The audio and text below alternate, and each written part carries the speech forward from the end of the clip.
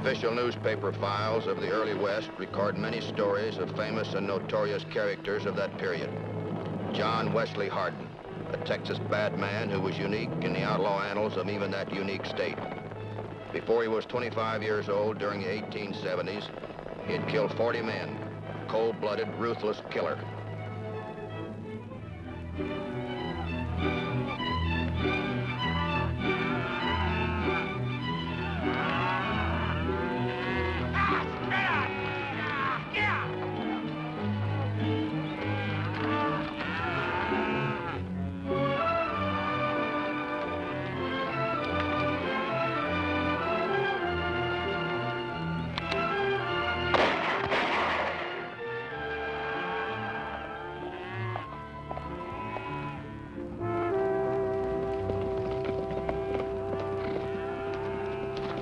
Who's trail boss here? I am. Why? I am Yellow Hat of the Osage Indian Nation. Howdy. I'm John Wesley Hardin. You do not know the act of Congress concerning the passage of cattle in Indian territory? No, Yellow Hat. Tell me about it. You pay 10 cents a head to Indian Nation. How many head do you have? 1,200. That is $120 you owe us. Tell you what I'll do with it, Yellow Hat. I'm a gambler. I hear tell that your tribe pretty good gamblers, too. Suppose we pick a card for that $120. Double or nothing? I will do it.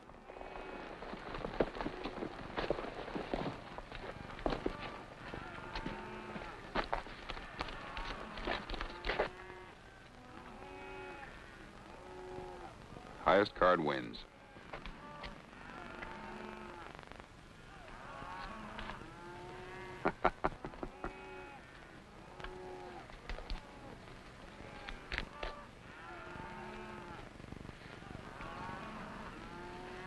High card win.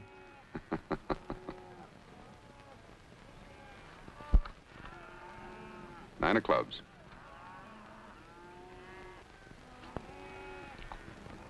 Queen of diamonds.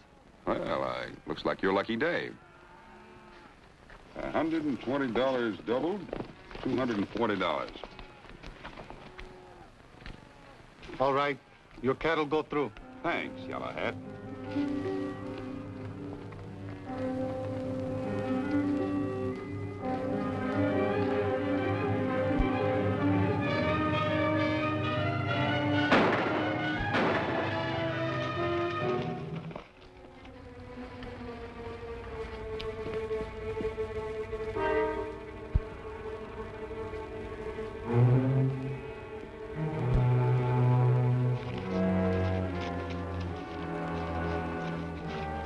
Let's get these cattle to Abilene. We've wasted enough time already.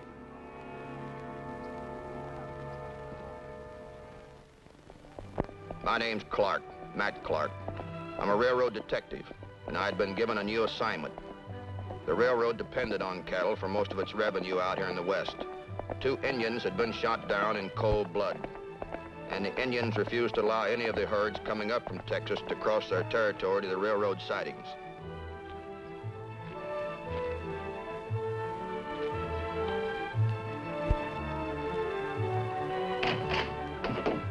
Good morning. Matt Clark? That's right. Pull yourself up a chair. I'm Arthur Sills. The railroad said they were sending you. We appreciate your help. We want to clean those murders up just as bad as you do, Mr. Sills. I'm sorry to say this, Mr. Clark, but we've had more trouble since we got in touch with the railroad. The Indians are stopping all the herds coming across their territory. There's been bad feeling and more killings. If it doesn't stop, there'll be a real bloody uprising. I realize the Osage are a proud nation, Mr. Sills. But do you have any idea how it all happened? No, I wish I had. After Yellow Hat was killed, I talked to the trail boss and his men. He claims he paid the toll charge and moved on. Do you have any idea who the trail boss was? Well, let's see. Oh, yes, here it is. John Wesley Hardin. Wes Hardin? Do you know him? I'm afraid I do, Mr. Sills. He's wanted for murder over all the Southwest Territory. Then he lied to me about Yellow Hat. This man is a killer. He's already murdered 20 men. Fantastic. Maybe you'd better find Hardin and have a talk with him. Have any idea where he was heading? Says here the herd was heading for Abilene. Abilene. Well, if I know Wes Hardin, he'll still be there. He's a great gambler and a ladies' man. Ladies' man, that's it. Where can I send a wire? At the hotel in town. Thanks very much. I hope you catch him. I think I've got just a bait for him.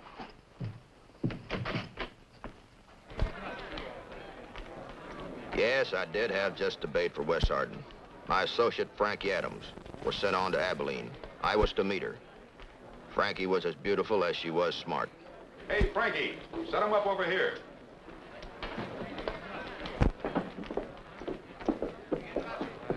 Hey, Joe, give me a bottle of that good whiskey.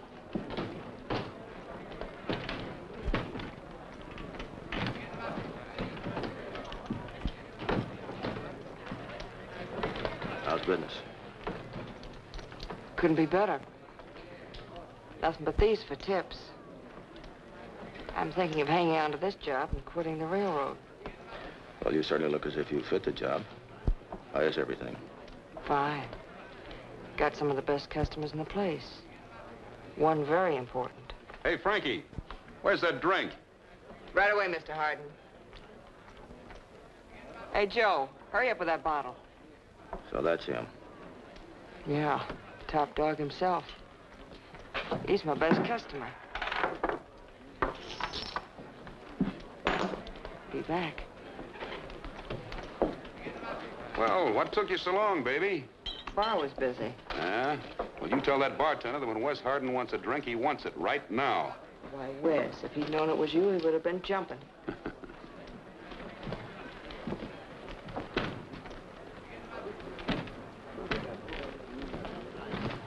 Hello, Matt. I figured you'd catch up with me, Marshal, but you got me all wrong. I can explain everything. Let's keep our voices down, Zeke. I saw you pass by the office, so I followed you down here. I haven't seen you in a couple of years. Good to see you again. Good to see you, too. You know, Matt, I'm used to bad men and outlaws kicking their heels up around these parts, but I ain't so sure about rival lawmen. What brings you here? Fun or duty? Well, I guess you could say with duty. Oh, you're after someone? Yeah, and I'm not alone. There's the government, railroads, states, and territories of the West. Oh, you must be quite a man. Well, I ain't gonna ask you who he is. Matt, I'd like to tell you something. I reckon I have enough rustlers, embezzlers, tin-horn gamblers, train robbers, yes, and even downright murderers in this room to bust the seams of a dozen jailhouses wide open. Abilene's where they come to spend their money. You know why? Because I don't care what they've done elsewhere. I won't arrest them as long as they behave themselves here. So, tear up that warrant and I'll see you later. Stick around, Frankie. Bring me good luck.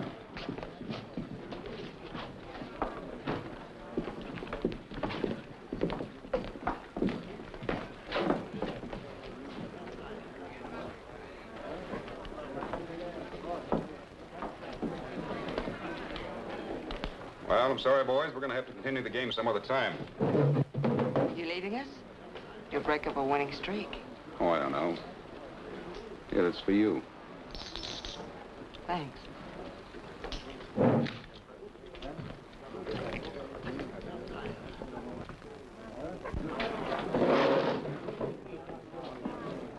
Let's have it, Dave. They paid off just as soon as those cattle were loaded on the truck. That's not a bad chunk of money for just trail herding that bunch up here. Are we going through with our plan? Why not? Check the train schedules? Yeah. Those cattle cars pull out in 1 hour. How many more men will we need? Yeah, 2 more ought to do it. I think we can pick them up right here. Hey, Frankie, come over here, will you? What do you want? The same thing as you were drinking? Oh, sit down, sit down.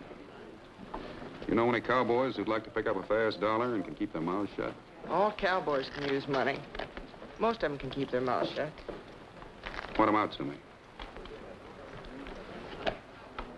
Full on the dark hat and tall one down at the end of the bar.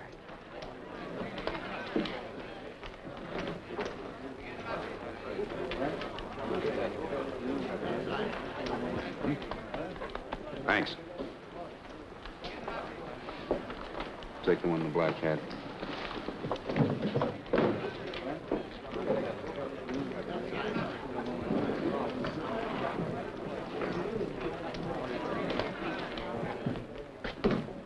buy you a drink? Yeah, thanks. Set him up over here. Cowboy, how'd you like to make yourself a fast dollar? Sure, but what doing? Well, if you're gonna ask questions, forget it. Sorry. When do I start to work? Right now. And you stand to make yourself some real money. Where you from? And what was the marshal talking to you about? I didn't think there was supposed to be any questions asked. Sorry.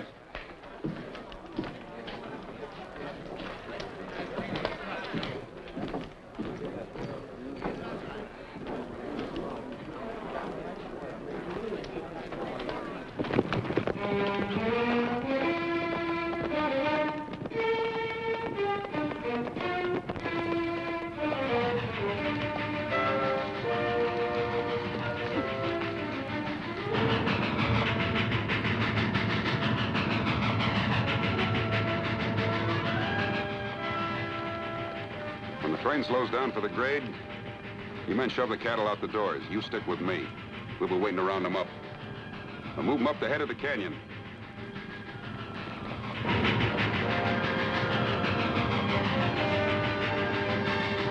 All right, let's go.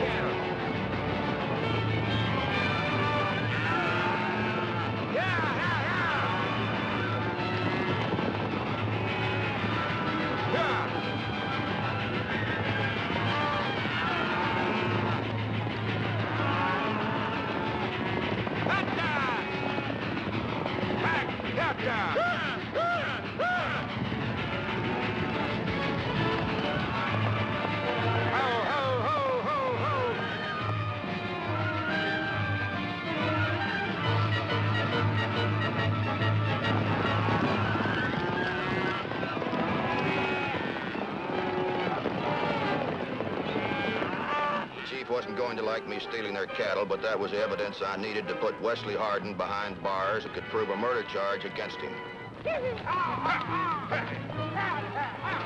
Dave, come over here.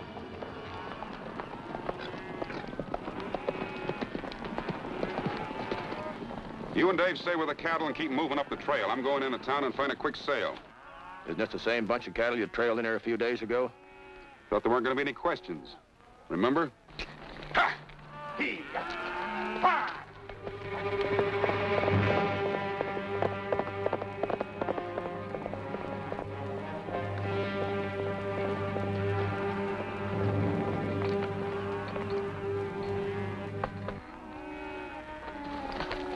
What's the matter?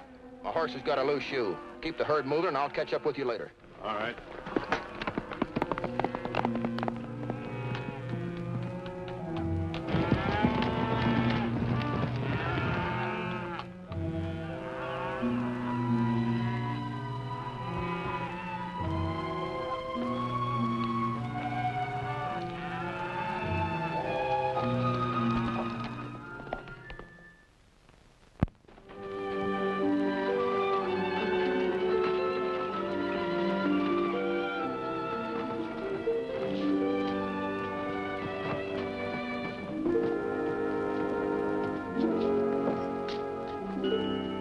Marshal, there was some cattle. Know.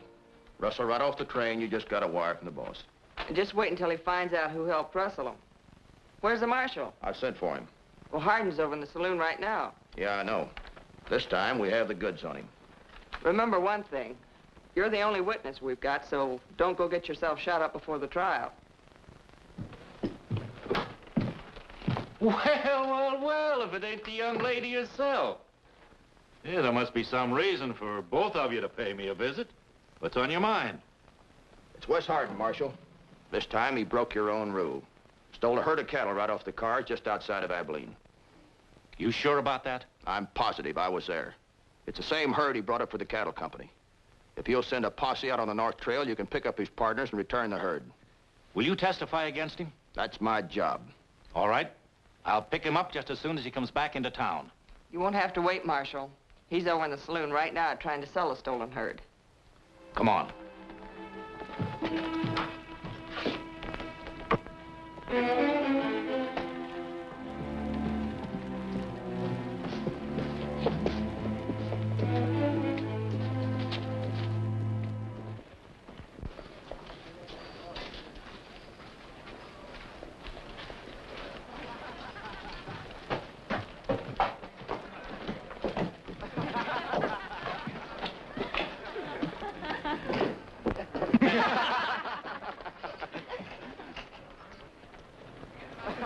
You better not come in, Matt.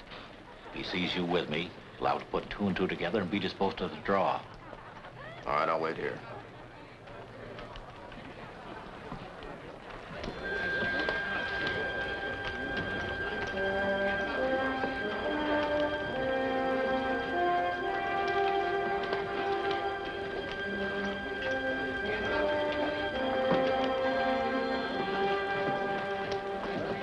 I want to talk to you, Wes. Oh, howdy, Marshal. Well, I'm busy right now. This can't wait. You're under arrest. What for? Rustling. Your charge was stealing a herd of cattle from the railroad. Well, now, that's a mighty nice trick, if it can be done. It was done. Now, you know my rules, Wes. We don't bother you in this town as long as you behave yourself. But it seems as though you broke that rule.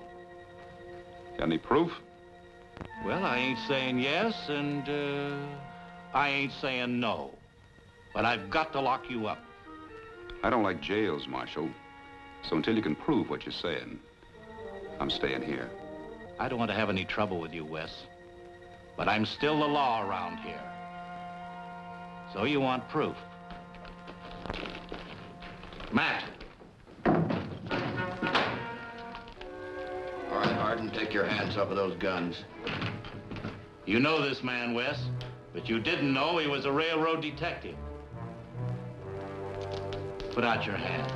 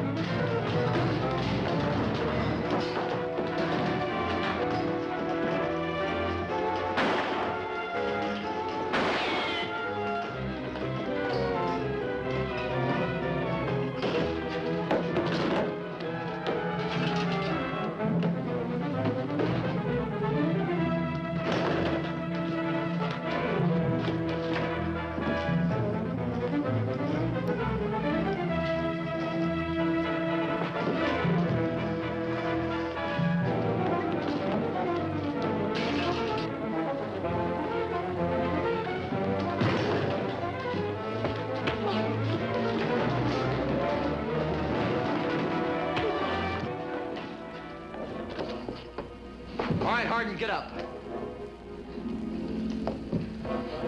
He's dead, Matt. I'm holding you for the murder of Marshal Corbin.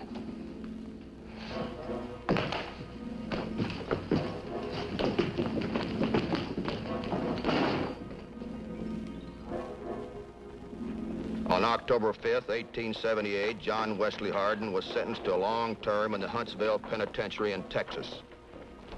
The most vicious killer the West had ever known was finally behind bars. But in prison, Hardin began changing.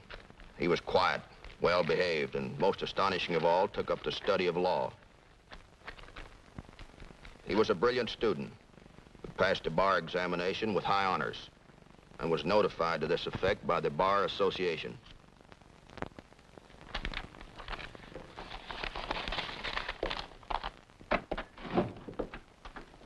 Morning, Warden. Come in, Wes. These clothes feel a little funny on me. Yeah. You'll get used to them. Wes, you've been a model prisoner. You're a graduate lawyer now, and we're proud of you, because you're one of the few prisoners that we've ever had who's taken advantage of his time behind prison walls. Remember, you're on the right side of the law now. With your brilliance, your experience, you can be a great help to people less fortunate than yourself. Thanks, Warden. Where do you plan to practice? Well, I think I'll hang my shingle out in El Paso. Uh-huh. It's a good town. Here's the money we usually give our boys to help them get a new start in life. Use it properly. I will. Good luck. Thanks a lot.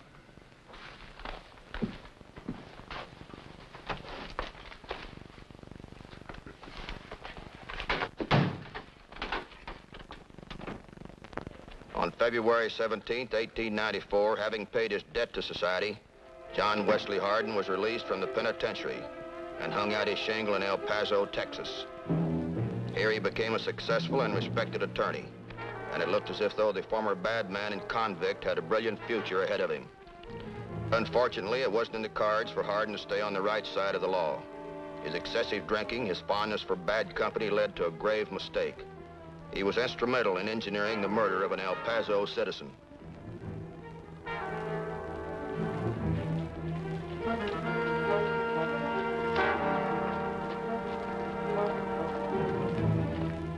I happened to be in El Paso at the time, taking care of a railroad matter. So I found out what happened at first hand.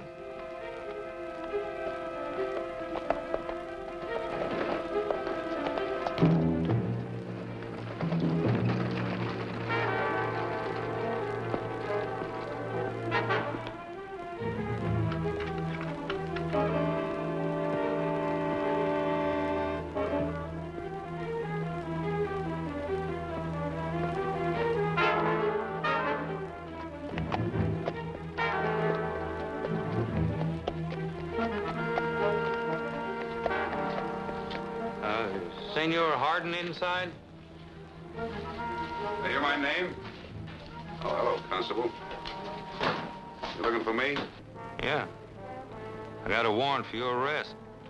Well, there must be some mistake. What's the charge? Murder. Oh, you sure this is not an old warrant? You know, I've already paid my debt to society. No, it's a brand new one. You know, this could prove to be very interesting. Maybe I could try my own case. You could try, Hardin. With the evidence we got, you'd waste your time. Let me tell you something, Selman. Nobody's taken me to jail. I've had my belly full of it. Give me your guns, Hardin. Over my dead body.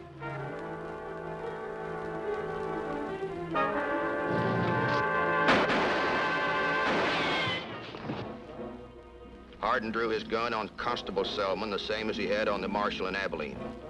But on August 19th, 1895, it didn't work. There were 40 notches in Hardin's gun. There would never be a 41st.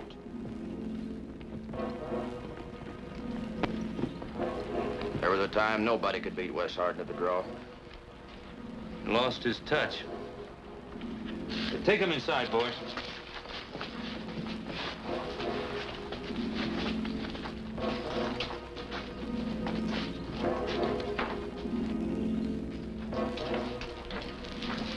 That was the end of the worst killer in the West. A man who had a second chance which few outlaws ever get. John Wesley Hardin could have taken the right road, but instead decided to go the other way until retribution caught up with him.